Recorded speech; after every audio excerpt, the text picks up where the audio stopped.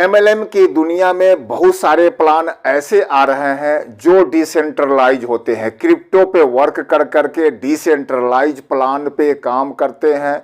और लोग बोलते हैं कि ऐसा डिसेंट्रलाइज प्लान पे किसी का अधिकार नहीं होता है, इसको कोई बंद नहीं कर सकता है, इसमें किसी भी तरह का कोई फ्रॉड नहीं हो सकता है और ये अपने आप चलने वाला प्लान होता है और इसमें आप बहुत ज़्यादा पैसा कमा सकते हैं। तो दोस्तों, आज मैं देखूंगा कि डिसेंट्रलाइज प्लान हकीकत में है क्या, क्या रियली में ऐसा है कि इस पर किसी का अधिकार नहीं होता है, या क्या ये बंद नहीं हो सकता है। आज तक बहुत सारे डिसेंट्रलाइज प्लान मार्केट में आए जिस पर किसी का अधिकार नहीं था, क्या वह सारे प्लान अब तक चालू हैं?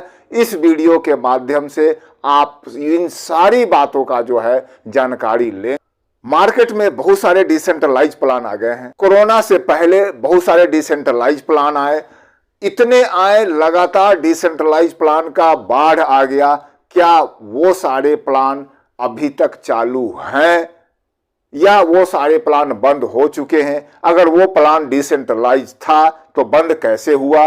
अगर वो डिसेंट्रलाइज नहीं था तो लोग उसको डिसेंट्रलाइज बोल करके कैसे लोगों को जो है पैसा हड़पा और उसका जो है गबन कर गया। नमस्कार दोस्तों, मैं अनुज सिंह आप सभी को अपडेट हेल्थ में स्वागत करता हूं और चलते हैं इन सभी चर्चाओं की ओर आगे बढ़ते हैं। दोस्तों, डिसेंट्रलाइज प्लान आखिर होता क्या है? यह एक तरह का कोडिंग होता है। कोडिंग करने के बाद जो भी कैलकुलेशन होता है वो कैलकुलेशन उस कोडिंग में डाल दिया जाता है और उसको जो है वेबसाइट पे डाल दिया जाता है और उस वेबसाइट के जरिए जो है वो अपने आप जो है, जो हिसाब आप डालेंगे, जो कोडिंग आप करेंगे, जो कैलकुलेशन डालेंगे, वो अपने आप उसके हिसाब से वो डिस्ट्रीब्यूट करता रहता है। ये बात तो हकीकत है कि एक बार कोडिंग करने के बाद अगर आप उसको जो है सर्वर पे डाल देते हैं तो फिर जो है आप उसमें चेंजेस नहीं कर सकते हैं। चेंजेस करने का मतलब होता है वो डिसेंट्रलाइज बिल्कुल तरह से ध्वस्त हो जाना। हाँ, लेकिन उसका जो है कोई ना कोई तो निर्माण करता है, उसको कोडिंग के थ्रू उसको वेबसाइट पे डालता है। अगर आपको लगता है कि अब हमें इस प्लान से जो है ज्यादा पैसा आने वाला नहीं है तो आप फिर से जो है डेवलपर के पास जाइए और बोलिए कि अब हमें इसको सर्वर से हटा देना है और इसमें कोडिंग चेंज कर देना है, अर्थात इसको अब हमें नष्ट कर देना है। जब डेवलपर उसमें कोई कोडिंग का चेंजेस कर देता है, कोडिंग चेंज होने के साथ ही उसका कैलकुलेशन बिल्कुल ध्वस्त हो जाता है और वो प्लान बिल्कुल जो है खत्म हो जाता है। तो ये तो कहना बिल्कुल गलत है कि डिसेंट्रलाइज प्लान जो है कभी भी खत्म नहीं हो सकता है। खत्म बिल्कुल हो सकता है, जब चाहे तब आप खत्म कर सकते हैं। आज कोई भी डिसेंट्रलाइज प्लान आता है, आप चाहें तो अगले दिन भी उस डिसेंट्रलाइज प्लान को खत्म कर सकते हैं, क्योंकि ये किसी डेवलपर द्वारा बनाया होता है और सर्वर पर डाला होता है। हाँ, लेकिन इसमें जो है एक खूबी ये होता है कि आप उसको पहले से कैलकुलेशन उसको जो है उसमें डाल देते हैं, एक कमांड डाल देते हैं, एक कोडिंग डाल देते हैं और उस कोडिंग के हिसाब से वो अपने आप जो है पैसे को डिस्ट्रीब्यूशन करता है या कॉइन को डिस्ट्रीब्यूशन करता है। आप प्लान कॉइन में लाते हैं या पैसे में लाते हैं, ये आपके ऊपर निर्भर करता है। वो अपने आप जो है उसको डिस्ट्रीब्यूट करता है जिस हिसाब से आप कोडिंग कर देते हैं। उसी मैनुअल रूप से जो है इसमें डिस्ट्रीब्यूशन करने की जरूरत नहीं पड़ता है। इसी वजह से जो है डिसेंट्रलाइज प्लान में विद इन सेकेंड जो है जो भी आप जो है अमाउंट डालते हैं या फिर कोई आईडी लगाते हैं, विद इन सेकेंड जो है जिसके जिसके हिस्से जाना होता है वो ऑटोमेटिक चला जाता है।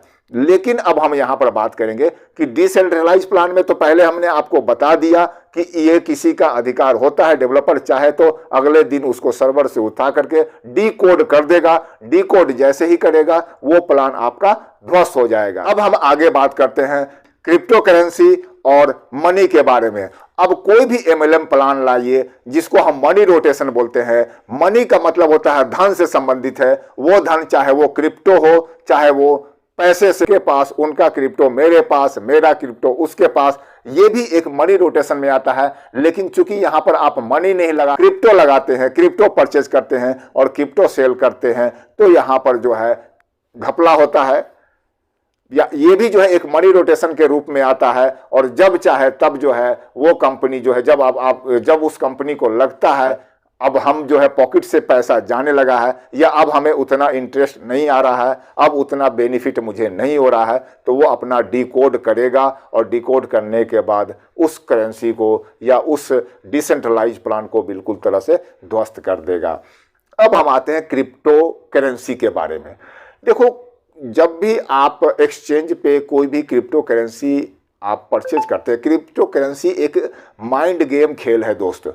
हमने एक कोई क्वाइन लाया, उस क्वाइन, जब भी हम उस क्वाइन को जो है एक्सचेंज पे डालते हैं तो क्वाइन जो है फिक्स होता है। आप 10 लाख, 20 लाख, 50 लाख क्वाइन जो है आप एक्सचेंज पे डाल देते हैं, डिसेंट्रलाइज कर देते हैं, या फिर जो है ब्लॉकचेन पे डाल देते हैं। ब्लॉकचेन पे डालने के बाद अब वहां पर खेल क्या होता है, हमने जो है मान लाया और 1000 क्वाइन जो है ब्लॉकचेन पे डाल दिया। अब 1000 क्वाइन का जो है वो रोटेशन दिखाएगा आपको। अब 1000 क्वाइन को हम सेल करना चाहेंगे, उस क्वाइन का रेट हमने मान लिया 1-1 रुपया रख दिया। अब 1-1 रुपया हिसाब से जो है 1000 बंदे ने 1000 क्वाइन खरीद लिया। अब वहां पर जो है अब क्वाइन का रेट घटता और बढ़ता कैसे है, ध्यान दीजिएगा। अब हमें क्वाइन की जब जरूरत है, हमें क्वाइन की जरूरत है लेकिन क्वाइन मिल नहीं रहा है, तो अब वहां पर क्वाइन का रेट जो है बढ़ जाएगा। कैसे बढ़ेगा, जब कोई भी चीज का जो है कमी हो जाता है, मार्केट में शॉर्टेज हो जाता है, तो उसका रेट ऑटोमेटिक बढ़ जाता है, तो उसका रेट बढ़ता है। रेट बढ़ता है तो जो क्वाइन 1 रुपया में था, अगर अभी हमें जरूरत है तो हम उसको 2 या 3 रुपया में खरीदते हैं। इस तरह से जो है रेट इसका अप एंड डाउन होता है। तो यहां पर जो क्वाइन मार्केट में लाता है, ब्लॉकचेन में डालता है, उनका खेल क्या होता है, वो खुद ही क्वाइन को परचेज कर करके मार्केट से शॉर्टेज कर देते हैं, और शॉर्टेज करने के बाद वो धीरे धीरे जब क्वाइन को छोड़ते हैं, लोगों को लगता है कि क्वाइन का रेट बहुत तेजी से बढ़ रहा है, और धीरे धीरे जो है वो महंगे क्वाइन में लोगों को बेचना शुरू कर देते हैं, और अचानक जो है जितना भी क्वाइन है उसको जो है मार्केट में छोड़ देते हैं, जिससे कि रेट अचानक जो है डाउन हो जाता है, गिर जाता है, और वो गिरे रेट का से फिर से जो है वो क्वाइन को परचेज कर लेते हैं। और ये गेम जो है चलता रहता है क्रिप्टो वाले में। तो क्रिप्टो कहीं ना कहीं जो है एक बहुत बड़ा घपला है दोस्तों। लोग इसको अगर समझ जाए तो बहुत अच्छी बात है, अगर नहीं समझे तो इस गेम में लोग उलझे रहते हैं कि देखो उस समय ये रेट था, आज इतना हो गया, उस समय हम खरीद लिए होते तो ये हो जाता, आज ये हो जाता। यही वजह से जो है इसी फ्रॉड से बचने के लिए भारतीय सरकार ने अपना क्रिप्टो जो है जारी करने का निश्चय किया, क्योंकि जो पहले वाला क्रिप्टो था वो किसी खास पर्सन का था, किसी गवर्नमेंट का नहीं था, वो किसी एक व्यक्ति के अधिकार में था। वो व्यक्ति अपनी कॉइन को खुद खरीदता और उसके बाद जो है रेट महंगा करके धीरे धीरे बेचता। जब उसको लगता कि अब जो है हमारा लगभग बिक चुका है तो उसको जो है उसका रेट जो है बिल्कुल धराशाही कर देता, और धराशाही करके पुनः जो है उस कॉइन को खरीद लेता। अब इंडियन गवर्नमेंट ने इसी वजह से जो है उस क्वाइन को खारिज करते हुए अपना डिजिटल क्वाइन लाने का निश्चय किया है। इंडियन गवर्नमेंट का ये डिजिटल करेंसी अभी सिर्फ बड़े ट्रांजैक्शन के लिए लाया गया है, छोटे ट्रांजैक्शन अभी इससे नहीं किए जाएंगे। छोटे ट्रांजैक्शन का मतलब, अगर ये डिजिटल करेंसी अगर आप किसी खुदरा दुकानदार को देकर के आप उससे सामान लेना चाहें तो अभी ये मान्य नहीं है, अभी सिर्फ बड़े बड़े ट्रांजैक्शन के लिए मान्य है। आने वाले टाइम में हो सकता है कि गवर्नमेंट इसको छोटे ट्रांजैक्शन में भी लागू करे, लेकिन अभी तो छोटे ट्रांजैक्शन में जो ऑनलाइन पेमेंट है, फोन पे, गूगल पे, उसके थ्रू, या फिर करेंसी को जो है ट्रांजैक्शन करके के रुपया दे करके और लेकर के सामान अभी आप ले सकते हैं। अभी डिजिटल करेंसी का रूप सिर्फ जो है बड़े बड़े ट्रांजैक्शन जो है करोड़ों रुपए, अरबों रुपए, लाखों रुपए का जो ट्रांजैक्शन होता है उसमें मान्य है।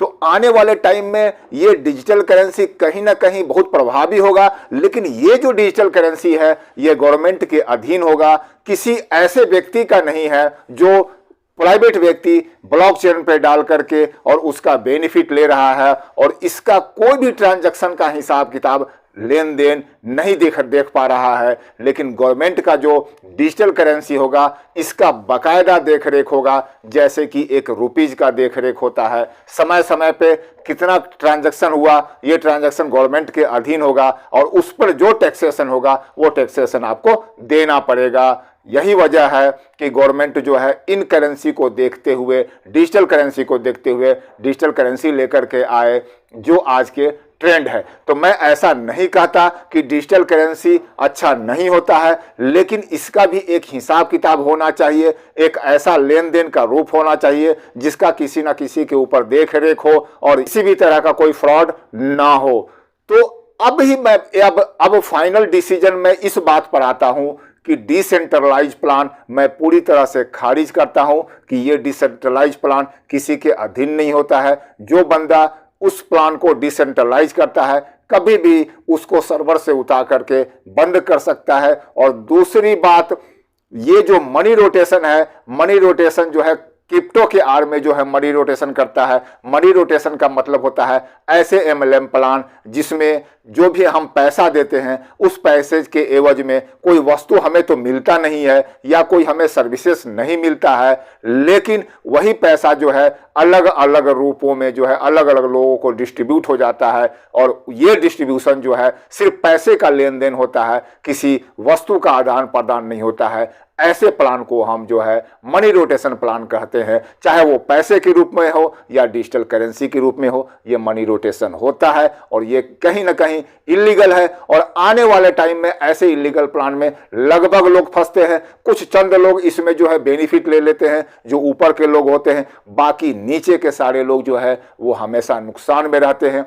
और वही लोग मार्केट में गंदगी फैला करके बोलते हैं कि एमएलएम प्लान अच्छा नहीं होता है, इसमें ठगी बहुत ज़्यादा होता है। तो दोस्तों, आप कोई भी एमएलएम प्लान करते हैं तो पहले आप उसका जो है पूरी तरह से जानकारी ले लें कि वो रियली में डायरेक्ट सेलिंग है या नहीं है। ऐसा तो नहीं है, वो मनी रोटेशन है और मनी रोटेशन होगा तो आप आज नहीं तो कल ठगे जरूर जाएंगे। दोस्तों, उम्मीद है कि ये वीडियो आपको बहुत अच्छा लगा होगा। अगर अच्छा लगा होगा तो लाइक कीजिएगा और अब तक हमारे चैनल को सब्सक्राइब नहीं किया है तो जरूर कर लीजिएगा। मिलते हैं एक नए इंफॉर्मेशन के साथ अगले वीडियो में। नमस्कार, धन्यवाद।